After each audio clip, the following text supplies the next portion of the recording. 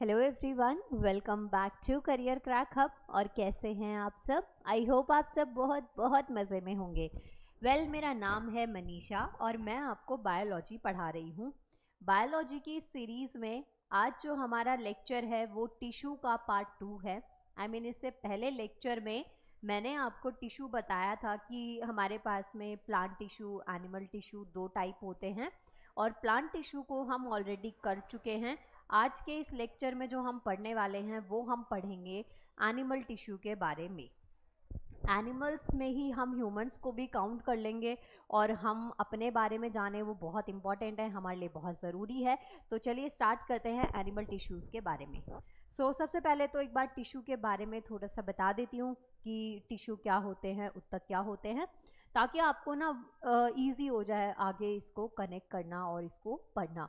तो देखिए, टिश्यू का मतलब क्या होता है? जब बहुत सारी कोशिकाएं एक साथ में ग्रुप बनाती हैं तो उसे हम क्या बोलते हैं? उसे हम टिश्यू कहते हैं। मतलब बहुत सारी कोशिकाएं आपस में जुड़ के एक समूह का निर्माण करती हैं, एक ग्रुप फॉर्मेशन करती हैं, तो उसे हम क्या कहते हैं? टिश्यू कहते हैं। ये बात आपको ध्यान रखनी है, यानी कि उसको उत्तक कहा जाता है। तो देखिए, टिश्यू जो बहुत सारे ग्रुप ऑफ सेल्स हैं वो एक साथ में मिली, जिनके कुछ सिमिलर फंक्शंस हो सकते हैं, ओरिजिन है, स्ट्रक्चर है, तो इन्हें हम क्या कहते हैं? उत्तक कहते हैं। एक और इम्पॉर्टेंट पॉइंट आपको याद रखना है कि स्टडी ऑफ टिश्यू, मतलब जो उत्तक की जो स्टडी होती है, उत्तक का जो अध्ययन होता है, उसे हम हिस्टोलॉजी कहते हैं। ये बात भी आपको ध्यान रखनी है। यानी स्टडी ऑफ टिश्यू क्या है? हिस्टोलॉजी है। उत्तक की स्टडी हिस्टोलॉजी कहलाती है। सेल की स्टडी जो है वो साइटोलॉजी कहलाती है। ये कुछ की पॉइंट्स हैं, कुछ अच्छे इंपॉर्टेंट पॉइंट्स हैं जो जिसकी नज़र एग्जामिनर की जिन पे एग्जामिनर की नज़र रहती है, तो ये आपको बिल्कुल भी भूलने नहीं है। तो यहाँ पे समझिएगा, उत्तक कोशिका क्या है? एक समूह है। मतलब उत्तक कोशिकाएं एक समूह होती हैं जो शरीर की विशेष गतिविधियां करने में हेल्प करती हैं। तो ये आपको याद रखना है। तो ये उत्तक का एक बेसिक सा इंट्रोडक्शन था कि बहुत सारी ग्रुप्स जो है वो साथ में मिलके एक एक्टिविटीज़ परफॉर्म करती हैं। हम जो है वो मेनली प्लांट सेल, प्लांट उत्तक, प्लांट टिश्यू, और या फिर जो है हम इसमें एनिमल टिश्यू पढ़ते हैं। ये 2 टाइप के जो है ना मेनली टिश्यूज़ हम लोग पढ़ते हैं। प्लांट टिश्यू पढ़ते हैं या फिर एनिमल टिश्यू, मतलब कि जंतु उत्तक पढ़ते हैं या फिर पादप उत्तक पढ़ते हैं। तो दोनों टाइप्स हैं जिसमें हम प्लांट टिश्यू ऑलरेडी कवर कर चुके हैं। आज जो लेक्चर है, अब हमारा जो लेक्चर है उसमें हम एनिमल टिश्यूज़ के बारे में बात करेंगे। तो ये जो फोटो में जो आपको दिख रहे हैं, कहाँ है ये रही फोटो में जो आपको चीज़ें दिख रही हैं, वो सब किस में आती हैं? एनिमल टिश्यू में। और इसमें आप एक इंसान की प्रजाति भी देख रहे होंगे, तो आप अपने आप को भी एनिमल टिश्यू में इमेजिन करिए। इवन मुझे भी, हम सब एनिमल टिश्यू में ही आते हैं। मेनली इसको 2 पार्ट्स में इसलिए डिवाइड किया गया है क्योंकि जो प्लांट्स हैं वो क्या है, उनमें लोकोमोटिव कैरेक्टर नहीं होता, वो एक प्लेस से दूसरे प्लेस पे मूव नहीं कर पा रहे। लेकिन जो एनिमल्स हैं ना, वो मूव कर रहे हैं एक प्लेस से दूसरे प्लेस पे। तो इस वजह से इनको इस पार्ट्स में इन पार्ट्स में डाला गया है। तो एनिमल टिश्यू का मतलब क्या हो गया? हमारे पास जंतु उत्तक है। इसके देखिए टाइप देखिए, तो ये हमारे पास ना 4 टाइप होते हैं। जैसे प्लांट टिश्यू में हमने 3 टाइप पढ़े थे, ground tissue, vascular tissue, dermal tissue. ऐसे ही आपको एनिमल टिश्यूज़ के टाइम पे जंतु उत्तक जब आप पढ़ेंगे तो आपको 4 मेजर टाइप के टिश्यूज़ पढ़ने हैं, 4 प्रकार के उत्तक पढ़ने हैं। जिसमें एक आता है हमारे पास एपिथेलियल टिश्यू, एक आता है कनेक्टिव टिश्यू, एक आता है मस्कुलर टिश्यू और एक आता है नर्व टिश्यू। मतलब एपिथेलियल संयोजी उत्तक, पेशीय उत्तक और तंत्रिका उत्तक। तो ये 4 टाइप के जो टिश्यू हैं ये आपको मेनली पढ़ने हैं। तो यहाँ पे देखेंगे एनिमल टिश्यू। स्टार्ट करते हैं 1 बाय 1 कि ये जो टिश्यू हैं ये क्या होते हैं। तो अब यहाँ देखेंगे 4 टाइप के टिश्यू है हमारे पास में। कनेक्टिव टिश्यू है, एपिथेलियल है, नर्व टिश्यू है और मसल टिश्यू है। इसको क्या बोलते हैं? कनेक्टिव को हम बोलते हैं संयोजी। कौन सा है ये? संयोजी है। एपिथेलियल को एपिथेलियल ही बोल सकते हैं आप, यल। और इसके अलावा नर्व टिश्यू को आप तंत्रिका उत्तक बोलेंगे। और जो मसल टिश्यू है उसको आप मांसपेशी उत्तक बोलेंगे। मसल्स का मतलब होता है हमारी मांसपेशियां, और उनका जो उत्तक होगा वो कैसा होगा? वो मसल टिश्यू ही होगा, मांसपेशी उत्तक ही कहलाएगा। तो ये बात आपको याद रखनी है। अब इनको ना थोड़ा एक्सप्लेन करती हूँ मैं आपको कि ये एक्चुअल में क्या क्या होते हैं। तो यहाँ आप देखेंगे आपको ये 4 कॉलम्स दिख रहे होंगे और ये 5वां जो है ये सिर्फ वैसे ये लिखा हुआ है कि इंग्लिश हिंदी। आपको मेनली ये 4 कॉलम्स पढ़ने हैं। एक कॉलम, नंबर 2, नंबर 3 और नंबर 4। तो ये 4 कॉलम्स आपको पढ़ने हैं। सबसे पहला आता है हमारे पास में एपिथेलियल टिश्यू, दूसरा आता है कनेक्टिव टिश्यू यानी कि संयोजी ऊतक, तीसरा आता है मसल टिश्यू यानी कि मांसपेशी ऊतक, चौथा आता है नर्व टिश्यू यानी कि तंत्रिका ऊतक। तो ये 4 टाइप के ऊतक हैं। इन चारों के जो डिफरेंसेस हैं, सिमिलैरिटीज हैं, वो अब हम पढ़ेंगे। चारों कॉलम्स आपको मैंने अलग अलग समझा दिए। 4 कॉलम्स हमारे पास हैं, 4 टाइप के जो टिश्यूज हैं वो आपको एनिमल टिश्यू में पढ़ने हैं। अब स्टार्ट करते हैं पहले के साथ में। तो सबसे पहला आपको दे रखा है एपिथेलियल टिश्यू। एपिथेलियल टिश्यू जो है ना वो पूरे बॉडी सरफेस को क्या करता है, कवर करता है। और जो लाइन ऑर्गन्स होते हैं, परतों का ये एक्चुअल में बनता है, मतलब कि पूरे बॉडी के सरफेस को सबसे बाहर कौन सा होगा, ये आउटर लेयर, तभी तो ना पूरे सरफेस को कवर कर रहा है। और ये आपको पॉइंट इसका याद रखना है। सेकंड, इसमें हमारे पास जो एपिथेलियल टिश्यू होता है इसमें स्किन लाइनिंग होती है, गट स्वेटिंग ग्लैंड्स होती हैं। जैसे हमारे पास बॉडी में पोर्स होते हैं जहाँ से क्या हो रही है, स्वेटिंग हो रही है, तो स्वेटिंग ग्लैंड्स है। पसीना और ऑयल, मतलब वाटर और सॉल्ट ऑयल, ये हमारी बॉडी से क्या हो रहा है, सिक्रीट होता है। समर्स में हमें ज़्यादा स्वेटिंग होती है, कई बार आप देखते होंगे इतनी ज़्यादा स्वेटिंग होती है, पानी जो होता है स्वेटिंग की फॉर्म में जो बाहर निकल रहा है वो तो सूख जाता है, आप फैन के नीचे एसी के नीचे जाने से सूख जाता है, लेकिन आपकी बॉडी पे ना एक स्टिकीनेस रह जाती है। तो वो किसकी वजह से हो रही है, आपकी बॉडी से सॉल्ट और ऑयल सिक्रीट हो रहा है। तो वो जब तक आप नहाते नहीं है, साबुन लगा के रगड़ रगड़ के नहीं नहाते ना, तब तक आपको साफ सफाई अपने शरीर पे फील नहीं होती है, हाइजीन वाइज आपको फील नहीं होता है। समर्स विंटर्स के कंपैरिजन में समर्स में हमारा जो कॉम्प्लेक्शन है वो थोड़ा डार्क होने लग जाता है, चेंज हो जाता है। ये बात आपको याद रखनी है। ओके। और कनेक्टिव टिश्यूज जो होते हैं ये किस पर्पस से काम आते हैं, कनेक्टिव मतलब कनेक्शन, कनेक्शन का मतलब जोड़ना होगा, थोड़ा आप रिलेट कर सकते हैं। कनेक्टिव का मतलब क्या हो गया, कनेक्शन, मतलब कि आप आपस में किसी चीज़ को जोड़ रहे हैं। तो जो कनेक्टिव टिश्यू हैं इनका क्या काम होता है, ये सपोर्ट करते हैं, बाइंड करते हैं और प्रोटेक्ट करते हैं टिश्यूज़ को और ऑर्गन्स को। ये पॉइंट आपको याद रखना है। मतलब इनका जो कनेक्टिव टिश्यूज़ हैं इनका काम क्या है, सपोर्टिंग का काम है, बाइंड करने का काम है, जोड़ने का, पास में रोक के रखने का काम है, किसका, कनेक्टिव टिश्यूज़ का। इसके एग्जाम्पल है हमारे पास बोन्स है, मतलब हड्डियां हैं, ब्लड हैं, टिश्यूज़ हैं, कार्टिलेज हैं, ये सब क्या है, हमारे कनेक्टिव टिश्यू हैं, क्योंकि ये क्या है, शरीर को जोड़ के रखते हैं। अब बोन्स का ही देख लीजिए, यहाँ से यहाँ तक का जो एरिया है जुड़ा हुआ है ना, अब यहाँ जॉइंट ना हो तो आप इसको मूव नहीं करवा सकते। ये हमारी रिस्ट है, ये रिस्ट में अगर बोन ना हो, यहाँ जॉइंट ना हो, तो ये मूव ऐसे नहीं होगी, ये हाथ ऐसे की ऐसे ही रहेगा।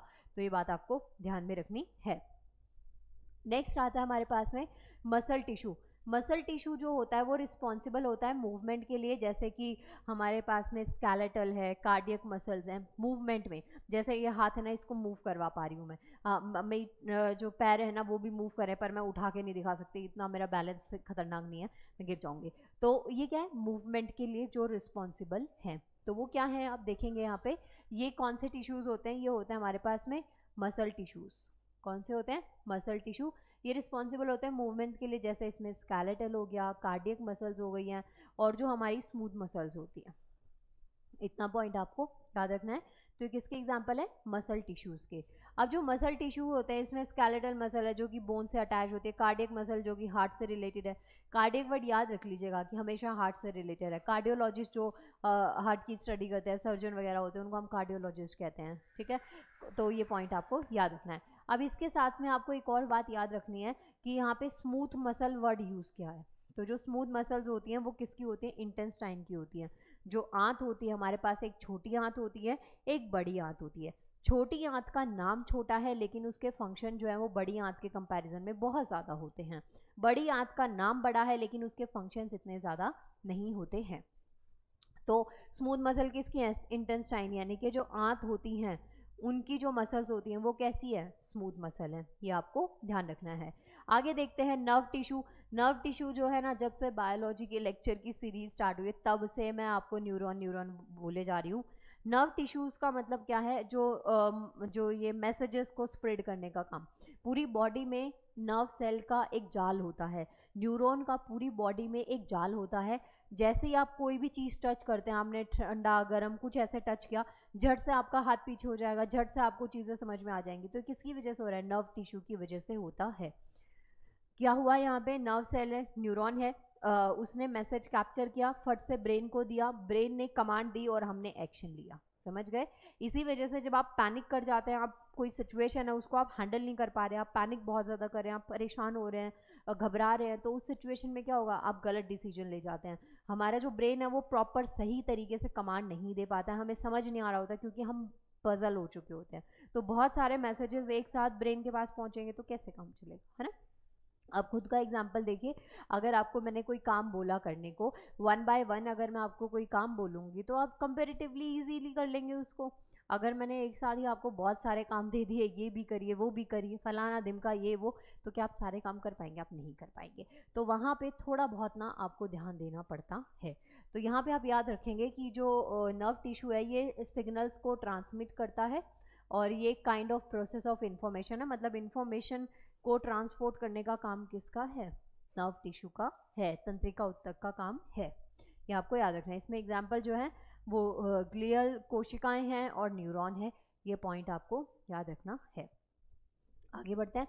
तो यहाँ पे अभी आपने ना चारों टाइप देखे, ये बेसिक इंट्रोडक्शन दिया हमने एपिथेलियल टिश्यू का, कनेक्टिव टिश्यू यानी कि संयोजी जो जोड़ने का काम कर रहे हैं, मसल टिश्यू जो मूवमेंट के लिए रिस्पॉन्सिबल है, नर्व टिश्यू जो कि सिग्नल्स को ट्रांसमिट करने के लिए रिस्पॉन्सिबल है, और इनमें जो ये एपिथेलियल टिश्यू है ना, ये काइंड ऑफ स्टैटिक है, ठीक है, मतलब बॉडी कवर है, सर्फेसेस हैं, तो ये सब मोस्टली ऐसी चीज़ें ना कि जो एकदम स्टिक हैं, एक जगह पे फिक्स्ड हैं, तो ये पॉइंट आपको याद रखना है। आगे देखिए, अभी जो हमने टिश्यूज छोटे छोटे में देखे ना, अब उसका डिटेल में एक्सप्लेनेशन देखते हैं कि कैसे कैसे इन टिश्यूज को हमको ध्यान में रखना है। सबसे पहला आपको दे रखा है एपिथेलियल टिश्यू। एपिथेलियल टिश्यू जो है, एपिथेलियल टिश्यू जो है ना, वो बॉडी सरफेस को कवर करता है, इसमें लाइन कैविटीज होती हैं, ऑर्गन्स होते हैं, और ये जो है ना ग्लैंड्स फॉर्म ग्लैंड्स, और क्या बनाते हैं? कोशिकाएं बनाते हैं। क्या बनाते हैं बच्चा वाटी? ये गुहाएं, अंगों की कोशिकाएं बनाते हैं, आंतरिक परत का निर्माण करती हैं। इनमें क्या क्या चीज़ें रिस्पॉन्सिबल है, मतलब क्या क्या फंक्शंस इसके अंदर इंक्लूड है?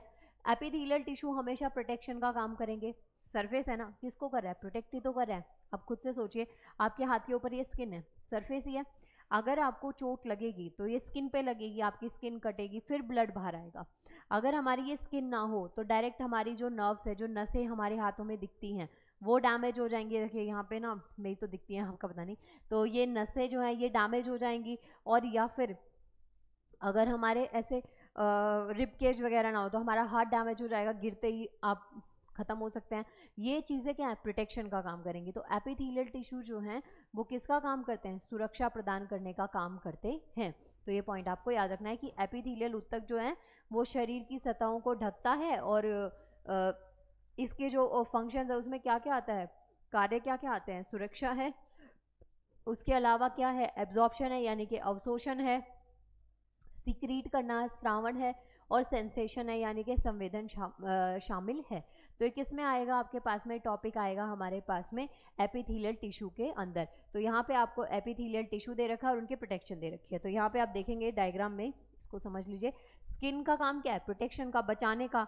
थायराइड जो है, थायराइड यहाँ पे होती है, ये ग्लैंड यहाँ पे, तो ये क्या है? सिक्रीशन का काम कर रही है। जिनकी बॉडी में आयोडीन की कमी हो जाती है उनको घेंगा रोग हो जाता है। यहाँ बटरफ्लाई जैसा स्ट्रक्चर होता है थायराइड का, और वो क्या कर जाता है? स्वेल कर जाता है, स्वेलिंग आ जाती है थायराइड ग्लैंड से, ठीक है। तो ये पॉइंट आपको याद रखना है। फिर इंटेस्टाइन है। इंटेस्टाइन का मतलब होता है आंत हमारी। ये क्या करती हैं? एब्जॉर्प्शन का काम करती हैं। जो भी आप खाना खा रहे हैं, जो भी आप पोषक तत्व ले रहे हैं, उनको एब्जॉर्ब कौन कर रहा है? इंटेस्टाइन कर रही है। मतलब जो हमारी आंत है वो किसका काम करती हैं? एब्जॉर्प्शन का काम करती हैं। ये बात आपको याद रखनी है। फिर आते हैं लंग्स। लंग्स का काम क्या है? प्रोटेक्शन का, और उसके साथ साथ में गैस एक्सचेंज का। मेनली काम जो लंग्स का है वो क्या है? गैस एक्सचेंज का। गैस एक्सचेंज का मतलब हमारी बॉडी में ऑक्सीजन अंदर जाती है और कार्बन डाइऑक्साइड बाहर रिलीज होती है। तो ऑक्सीजन को अंदर भेजना, कार्बन डाइऑक्साइड को बाहर रिलीज करना, ये किसका काम है? ये लंग्स का काम है। ये आपको ध्यान रखना है। लिवर का काम भी क्या है? सिक्रीशन। लिवर भी सिक्रीट करने का काम करता है। किडनी का काम क्या होता है? फिल्टरेशन, फिल्टरेशन का मतलब होता है जैसे छानना होता है ना, आप जब चाय बनाते हैं तो छलनी का यूज़ करते होंगे, सीव का, तो जो लिक्विड है वो नीचे आ जाता है और जो चाय पत्ती है वो कहाँ ऊपर रह जाती है, तो किसका ये क्या है, फिल्टर कर दिया आपने। तो फिल्टरेशन किसका काम हो गया, किडनी का, ये आपको याद रखना है। तो ये क्या है हमारे पास, ये सारे एपिथेलियल टिश्यू हैं, आपको ये सारे नाम याद रख लेना है। स्किन है, थायराइड है, इंटेस्टाइन है, लंग्स हैं, लिवर है, किडनी है, ये सब हमारे पास एपिथेलियल टिश्यू हैं। और उनके जस्ट नीचे ना आपको उनके कार्य दे रखे हैं कि इस टिश्यू का क्या कार्य है, इस टिश्यू का क्या कार्य है, ऐसे आपको पॉइंट्स यहाँ पे दे रखे हैं। तो ये एक बार आप पढ़ लीजिएगा। तो ये क्या है, एपिथेलियल टिश्यू। अब यहाँ पे देखिए एग्जाम्पल है दो, ये एग्जाम्पल मैंने आपको ये चार्ट की हेल्प से बता दिए हैं कि एपिथेलियल टिश्यू के क्या क्या एग्जाम्पल होते हैं, लेकिन आप इसको थोड़ा और डिटेल में भी पढ़ सकते हैं। तो यहाँ पे आप देखिए इसको, एपिथेलियल टिश्यू में हमारे पास में एक तो स्किन आ गई, इंटेस्टाइन आ गई मतलब कि त्वचा है, इसके अलावा आंत है हमारे पास में, ठीक है, किडनी है, ग्रंथियां हैं, ग्रंथियां मतलब स्वेटिंग ग्लैंड्स हो गई हैं और सिक्रीशन ग्लैंड्स हो गई हैं। तो ये सब क्या है हमारे पास एपिथेलियल टिश्यू के एग्जाम्पल हैं। तो यहाँ पे आप देखेंगे स्किन जो है आउटर लेयर होती है, इंटेस्टाइन जो होती है, आंत जो होती है वो इनर लाइनिंग होती है, मतलब अंदर होती है ना इंटेस्टाइन, और जो ग्लैंड्स होती हैं वो सिक्रीट करती है हॉर्मोन्स को और एंजाइम्स को। तो ये पॉइंट आपको ध्यान में रखने हैं। आगे देखिए नेक्स्ट टाइप आता है हमारे पास कनेक्टिव टिश्यू। कनेक्टिव का मतलब क्या होता है, संयोजी। कनेक्टिव मतलब कनेक्शन, जोड़ना। कनेक्शन वर्ड का मतलब ही क्या हो गया, जोड़ना। तो उसको एग्जाम्पल आपको याद रखना है। सो कनेक्टिव टिश्यू जो है ना वो सपोर्ट का काम कर रहा है, बाइंड मतलब चीज़ों को आपस में जोड़ने का काम कर रहा है। सो कनेक्टिव टिश्यू क्या है, सपोर्टिंग सिस्टम का काम करेगा, मतलब जोड़ना, और बाइंड, बाइंड सपोर्ट का मतलब क्या है, एक सपोर्ट प्रोवाइड करना। जैसे अगर मानिए आपको खड़े होना है, ठीक है, दीवार से लग के खड़े, तो दीवार ने आपको सपोर्ट दिया ना, ऐसे ही। तो ये क्या है, सपोर्ट। सपोर्ट का मतलब क्या है, एक सहारा प्रदान करना। तो कनेक्टिव टिश्यूज जो होते हैं वो सपोर्टिंग सिस्टम का काम करते हैं, प्रोटेक्शन का काम करते हैं। हमारी बॉडी में ना जो बोन्स है वो सपोर्ट ही कर रही है हमें, तभी हम ऐसे प्रॉपरली खड़े हैं। आपकी जो फिजिक है वो तभी दिख रही है क्योंकि बोन्स है। अगर बोन्स ना हो तो हमारा शरीर एकदम लचीला होगा। मैंने आपको बताया यहाँ पे जॉइंट है तो ये हाथ ऐसे मूव कर रहा है, अब ये हाथ ना ऐसे ज़्यादा पीछे तक नहीं जा सकता कि यहाँ से आ जाए, यहाँ से तब कब आएगा जब बोन्स ही नहीं होंगी। अब जिसकी बोन्स टूट जाए, डैमेज हो जाए, तो वो शरीर लटक जाता है। ऐसे आपको याद रखना है। तो कनेक्टिव टिश्यूज का काम क्या है, सपोर्ट करना, चीज़ों बाइंड करना है एक साथ में, टिश्यूज को प्रोटेक्ट करना, ऑर्गन्स को बचाना, ठीक है। तो उनकी रक्षा करता है, ऑर्गन्स को सुरक्षा प्रदान करता है कौन, कनेक्टिव टिश्यू। एग्जाम्पल देखिए यहाँ पे बोन्स हैं मतलब हड्डियां हैं, ब्लड है और वसा उत्तक है, एडिपोज टिश्यूज है। तो बोन्स का काम क्या है, एक हमें स्ट्रक्चरल सपोर्ट प्रोवाइड करता है, एक प्रोटेक्शन। हमारा एक स्केलेटन है, स्केलेटन के ऊपर स्किन है, अगर वो स्केलेटन ही ना हो तो स्किन रहेगी ही नहीं, हम ऐसे ढीले ढाले से रहेंगे। अभी क्या हम हाथ को ऐसे होल्ड कर पा रहे हैं, हम ऐसे ऐसे मूव कर पा रहे हैं, वाओ, है ना। तो ये सब किसकी वजह से हो रहा है, सपोर्ट है, स्केलेटन है हमारे पास, हड्डियों का ढांचा है। तो ये आपको याद रखना है। तो बोन जो है वो कनेक्टिव टिश्यू है। ब्लड जो है वो न्यूट्रिएंट्स यानी पोषक तत्वों को ट्रांसफर करता है, गैसेस को, और वेस्ट मटेरियल को बॉडी से बाहर निकालने में हेल्प करता है। पूरे बॉडी का वेस्ट बहा के एक जगह पे इकट्ठा करता है तो वो बॉडी से वेस्ट बाहर निकलता है। 3 फॉर्म में हमारी बॉडी से वेस्ट बाहर निकल रहा है, यूरिन की फॉर्म में, ह्यूमन वेस्ट की फॉर्म में, एनएस से बाहर निकलता है, और या फिर स्वेटिंग की फॉर्म में। तो ये क्या है, ये वेस्ट बाहर निकालना भी किसका काम है, ब्लड का काम है। एडिपोज टिश्यू जो है वो फैट को स्टोर करता है और बॉडी को इंसुलेट करता है, समझ गए। वसा का भंडारण, जैसे नॉर्मल सी सर्दियाँ होती हैं, हमें हमारा शरीर गर्म है, हम वार्म ब्लडेड है, तो इतनी ज़्यादा ठंड नहीं लगती। पार्टी फंक्शन में आप देखें महिलाओं को तो कभी ठंडी नहीं लगती। तो क्या है, ये सब चीज़ें क्या है, इनकी बॉडी में वसा, जितना ज़्यादा फैट स्टोर्ड होगा उतनी कम ठंड आपको लगेगी। लेकिन गुड फैट आपको इनटेक करना है, इसका मतलब ये नहीं है कि ठंड से बचना है तो पता नहीं क्या क्या फलाना दिमाग आप खा रहे हैं, वो चीज़ आपको नुकसान दे सकती है। तो ये पॉइंट आपको याद रखना है। तो ये किस में आते हैं, हमारे कनेक्टिव टिश्यू में।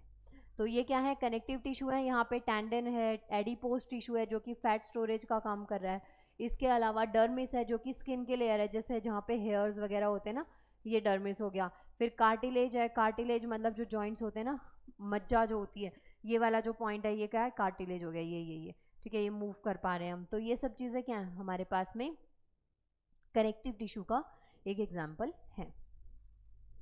आगे देखिए, नेक्स्ट आता है मसल टिश्यू। मसल टिश्यू जो है वो रिस्पॉन्सिबल होते हैं किसके लिए? मूवमेंट के लिए। मतलब जो उत्तक है ये मूवमेंट, आंदोलन नहीं है, ये यहाँ पे चलना फिरना है, चलना फिरना। मतलब अगर आप चल फिर पा रहे हैं, आप घूम फिर पा रहे हैं, तो इसका मतलब ये मसल टिश्यूज इसके लिए रिस्पॉन्सिबल है। तो मसल टिश्यू जो है हमें चलने फिरने में, घूमने में हेल्प करते हैं। तो अगर हमारी बॉडी में जो मूवमेंट हो रही है वो, उसके लिए कौन रिस्पॉन्सिबल है? उसके लिए मसल टिश्यू रिस्पॉन्सिबल है। और यहाँ पे हमारे पास 3 टाइप होते हैं मसल टिश्यू के। एक होता है स्केलेटल, एक होता है कार्डियक, और एक होता है स्मूथ मसल।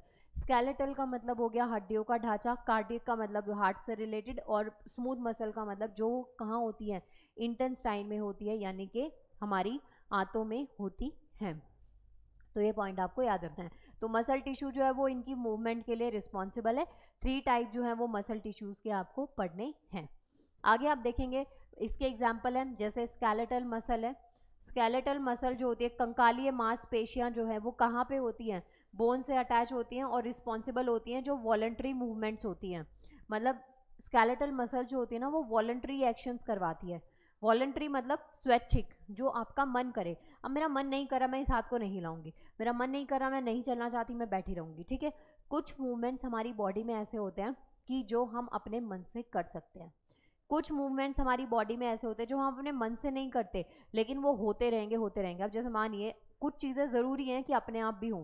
फॉर एग्जाम्पल, हमारा हार्ट बीट हमारे कहने पे करे। आपको गुस्सा आ जाए घर वालों पे, कहे नहीं अब मेरा दिल है, मैं नहीं धड़काऊंगा इसको, तो आप शहीद हो जाएंगे, टैब हो जाएंगे। इसलिए ये इनवॉलेंट्री एक्शन, आप चाहें चाहे नहीं चाहें आपका हार्ट बीट करेगा।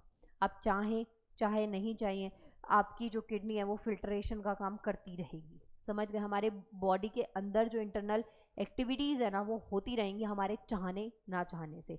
तो यहाँ पे 2 टाइप के एक्शंस आपको याद रखने हैं। एक होता है वॉलंटरी यानी कि स्वैच्छिक, और एक होता है इनवॉलंटरी यानी कि अस्वैच्छिक। इनवॉलंटरी मतलब जो हम नहीं भी चाहते तो नहीं होंगे। समझ में आया इतना?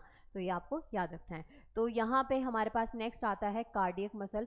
कार्डियक मसल जो कि हार्ट में पाई जाती हैं और रिस्पॉन्सिबल होती हैं ब्लड पंप करने के लिए। हार्ट का सिर्फ और सिर्फ एक इकलौता काम होता है पंपिंग का।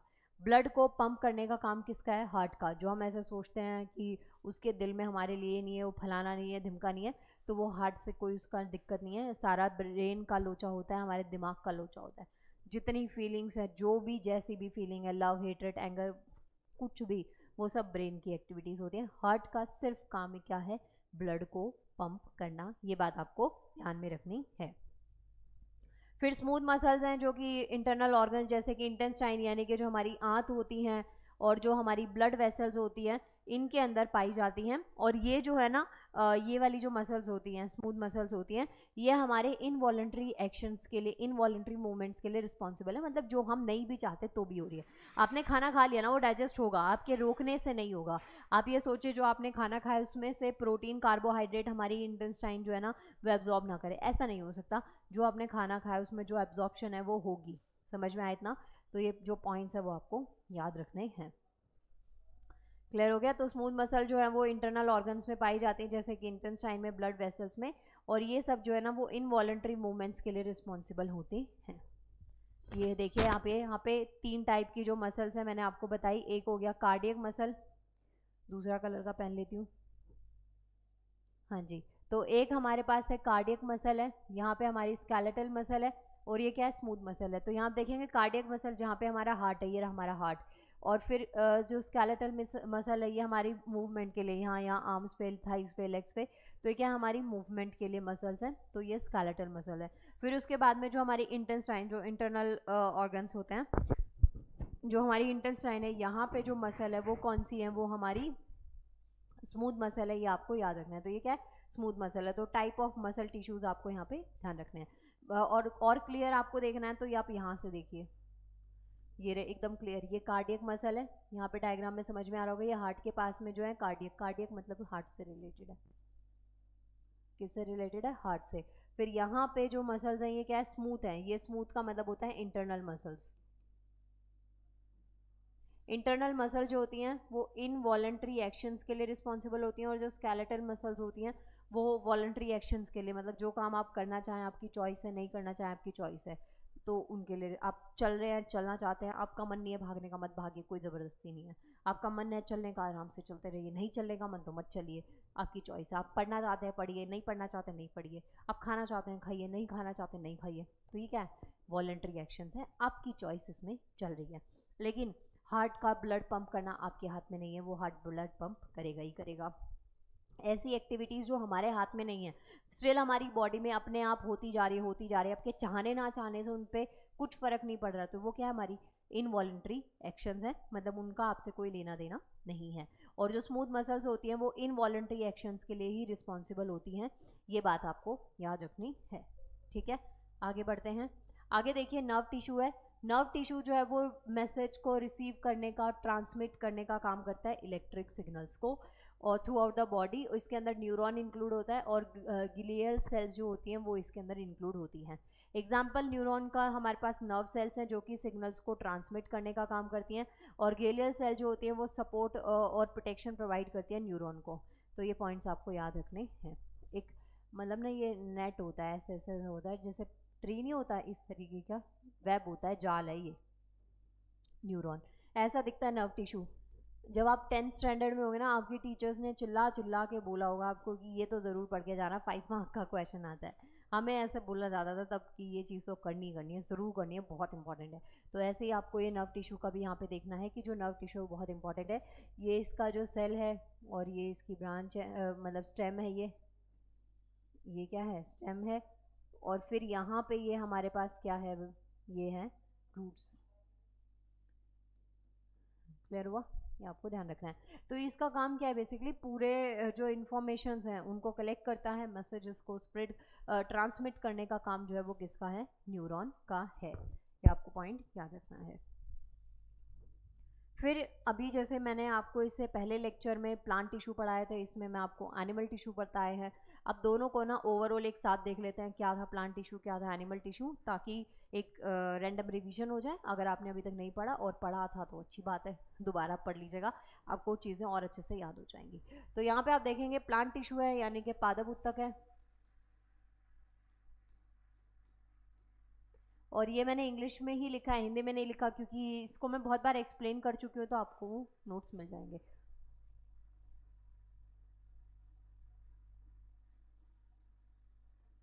ये हो गया हमारे पास जंतु उत्तक। तो ये क्या है, पादप उत्तक और जंतु उत्तक, इनको एक बार टेबुलर फॉर्म में देख लेते हैं। तो टिश्यू जो होते हैं, इसमें स्टेशनरी हैबिट होती है प्लांट की, इसमें ऑर्गेनाइजेशन जो होता है प्लांट्स का वो बहुत सिंपल होता है, सिंपल स्ट्रक्चर होता है, ज़्यादा एनर्जी की रिक्वायरमेंट नहीं होती है इसमें, और जो ग्रोथ होती है वो एक सर्टेन एरियाज में कन्फाइड होती है, मतलब एक सीमित ग्रोथ होती है। ऐसा नहीं है पौधे में पानी खाद डाले जा रहे वो बढ़ता जाएगा बढ़ता जाएगा, नहीं, एक लिमिट तक वो बढ़ेगा और उसके बाद में वो रुक जाएगा।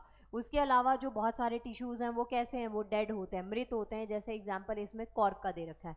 और जो प्लांट्स है वो कॉन्टिन्यूसली ग्रो करते हैं थ्रू आउट द लाइफ, मतलब थ्रू आउट द लाइफ जो है वो प्लांट ग्रो करते ही रहते हैं, करते ही रहते हैं, करते ही रहते हैं। ये पॉइंट आपको याद रखना है। एनिमल्स में ऑपोजिट है, एनिमल्स जो है ना वो through out the life grow नहीं करते, एक मेच्योरिटी स्टेज होती है, उसके बाद में उनकी ग्रोथ बहुत स्लो हो जाती है।